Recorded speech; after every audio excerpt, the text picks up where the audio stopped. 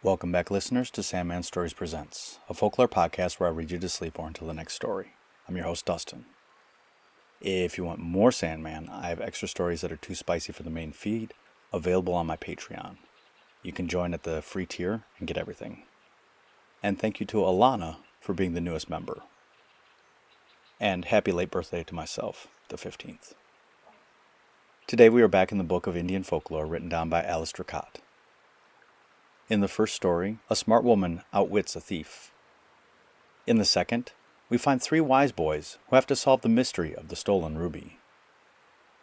And in the final story, we have a dad that gets mad that his daughter doesn't rely on him for everything. He tries to punish her, but it blows up in his face.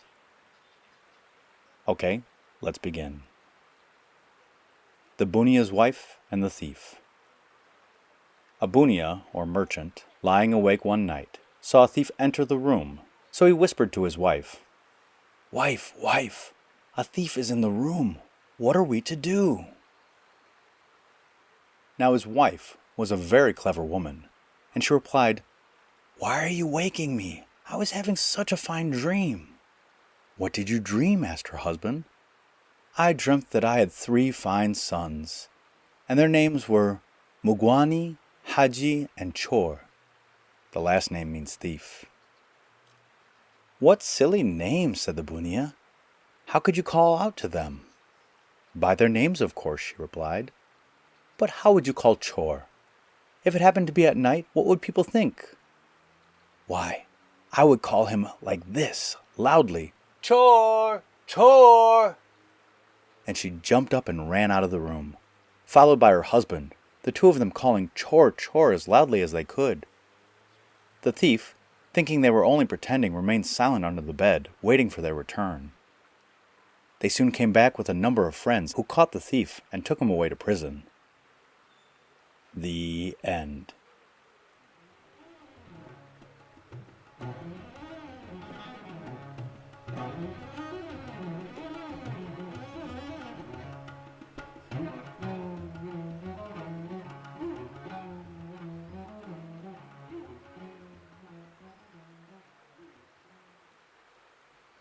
Okay, story number 2. A dying king called his 3 sons to him and gave each of them a ruby. "Keep this," he said, "in remembrance of your father." The 3 rubies were put into a box and locked up.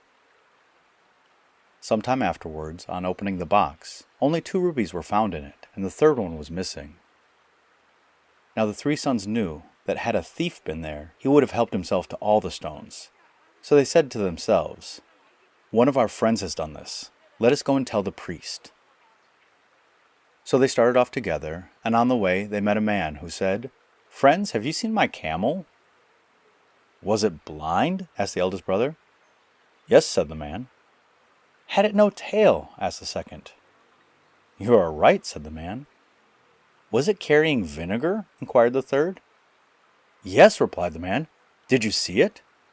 "No," said the brothers. "We did not see it." "Very strange," replied the man. "You know all about it, and yet you did not see it? I will also go to the priest and tell him about you." So they went, and the man told the priest his story. "How is it that you 3 know all about the camel, yet you did not see it?" said the priest. "Well," said the eldest, "I noticed that all the plants and shrubs on the way were only eaten on one side, so I concluded that the animal who had eaten them must have been blind not to see the other side." "How did you know that it had no tail?" "I saw a patch of mud where it sat down," replied the second brother, "and there was an imprint of a body, but no tail." The priest then asked the third boy how he knew that the camel was carrying vinegar. "Because all along the road were wet patches which smelt of vinegar." These answers pleased the priest very much, and he gave a feast for the brothers. During the feast he sat down, and unknown to them, watched and listened to find out what they were talking about. The eldest said, "This grain he has given to us was grown in a cemetery." The second said, "And this meat is not killed meat, it is some other flesh."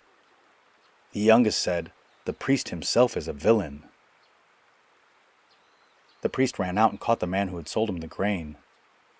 "Tell me at once, where have you gathered this grain?" he demanded. "From a cemetery," confessed the man. After this, the priest sought the butcher and said, "Where did you get that meat that you sold me? Did you kill the sheep?" The butcher admitted that it was the flesh of a goat which had dropped dead and had not been killed. Going back, the priest resolved to catch the boys in their own net, and he told them the story of 2 men and a thief. "Now," he said, when he had finished, "which one of the 3 do you prefer?"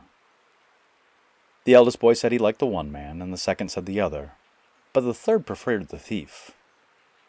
"Well," said the priest, "if you prefer the thief, you yourself must be a thief. Where is the 3rd ruby?"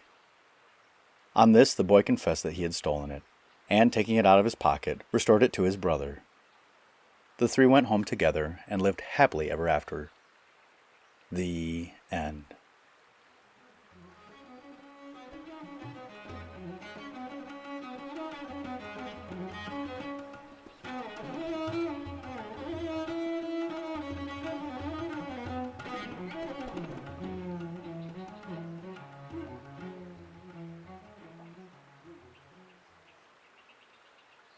Okay, and the 3rd story. The story of Vikramadit. A king once asked his daughters to tell him the reason why they were so comfortable, and always clothed in fine raiment, with jewels to wear and a palace to live in. They all said, "It is because we are your daughters, O king." But the youngest said, "I am what I am, through my favorable destiny, and not because I happen to be your daughter. If good fortune be destined for us, we shall have it under any circumstances." At this the king was very angry and said, "Leave my palace at once, and see what your own luck will do for you. Methinks your lucky stars will cease to shine once you have left my palace." But in order to humiliate her further, he determined to get her married to the poorest man in the kingdom, and one who was weak and sickly and about to die. He therefore sent his servants to bring the first sickly-looking pauper they could find. Now it happened about this time that one Vikramadit, a holy mendicant, was laying outside the palace gates stricken with a great suffering, and almost at the point of death, and they brought him as the most suitable man for the young princess to marry. The poor beggar Vikramadit was in reality a great king, who once reigned over the ancient and holy city of Ujjain. But he had abdicated his throne in order to become a sannyasi, or a begging fakir, and was then on a pilgrimage to Kasai, the holy city of Benares, where he hoped to pass the rest of his days in prayer and the deeds of charity for which he was well known. The sickness with which he was stricken down at the gates of the king's palace was caused through his great love of God's creatures, and it happened in this way. One day he was walking along, footsore and tired, and a snake came up to him and said, "Can you give me some water to drink? For I am dying of thirst." Vikramadit replied, "I have no water in my gourd, having just drank it. But if you promise not to harm me, you may creep down my throat and into my body, and there drink your fill and return satisfied." This the snake promised, but instead of returning, it remained within him and refused to come back. All that the beggar ate passed into the mouth of the snake, and in this way he soon found himself unable to travel and obliged to rest, suffering at the same time great agonies from starvation and thirst. When the king's servants found and brought him to the palace, the young princess was there and was forced to marry Vikramadit, and expelled from the town with her beggar husband. Both king and queen expressed a hope at the parting that she would soon learn her lesson, that it was all due to them alone that she fared so well hitherto. As Vikramadit could not travel very far owing to weakness, she took shelter in the first small hut she could find, and stayed there, trying to alleviate his suffering. Now near this hut was a mound of earth, in which a snake dwelt. In the evenings, as is usual in India, The snake came out of his hole and stood on the mound of the earth, where he hissed violently. The snake that lived inside Vikramadit heard the sound and hissed in reply, and they began a conversation. The snake on the mound said, "You traitor! You were given permission to drink the water, and this is how you treat the holy fakir and break your promise to return without doing him any harm? You shall now be given a certain seed to eat which will entirely destroy your body, and you will die in agony."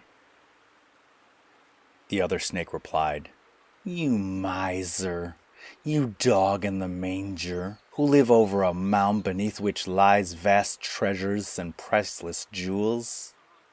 You know that you cannot use them yourself, and yet you allow nobody else to touch them. Your end will be that a woman will kill you by pouring boiling milk and butter over you." The young wife heard these two snakes denouncing each other, and determined to act upon what she had overheard.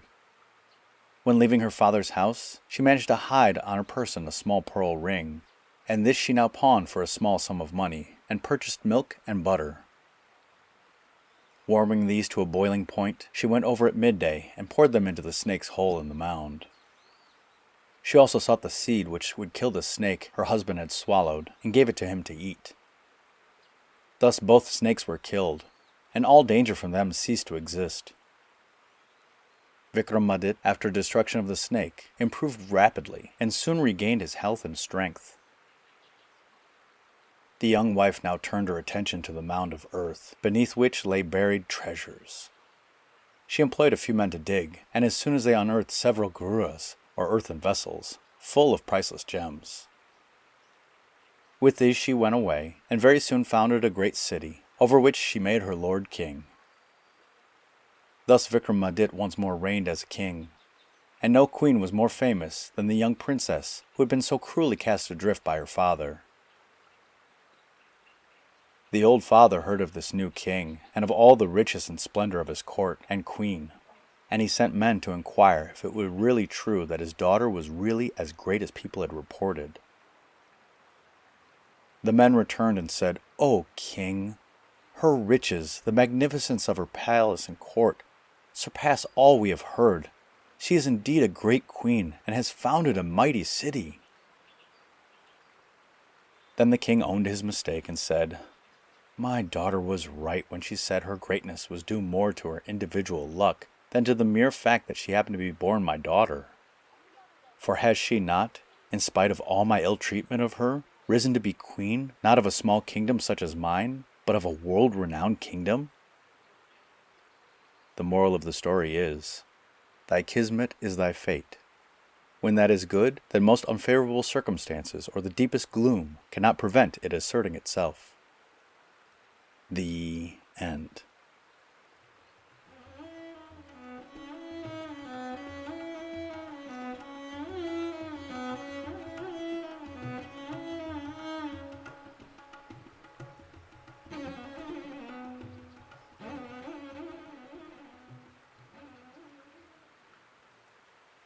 I liked all of these stories. The first one was cute and funny. The second one made me think. The three brothers being very smart is one of my favorite stories. And the last story reminded me of another story from this book entitled Fate, where the daughter says she lives on her own fate instead of that of her father. Dads in these books can't seem to stand a daughter not being reliant on them. And I've got many more stories in here, so we'll keep continuing. And the podcast shout-out is to the Scottish Murders. It is a twice award shortlisted fortnightly podcast that brings light to the stories of murder victims from or living in Scotland and the relentless pursuit of justice in solved and unsolved cases, and is sensitively and respectfully hosted by Dawn. She does a really good job of staying respectful. And if you like her show as much as I do, go and give her a like, a rating, and a review. And the listener shout-out is to Cottageville, South Carolina, traditional land of the Natchez-Cusot tribe.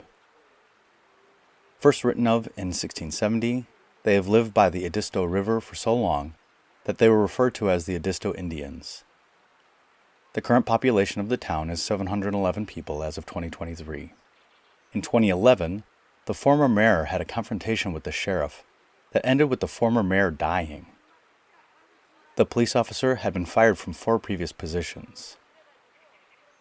The jury awarded the former mayor's family $94 million. And it would be fun to stop off in this town. It seems like a very small town, but it could be fun to visit there. And so to my one listener in Cottageville, I say, thank you and good night.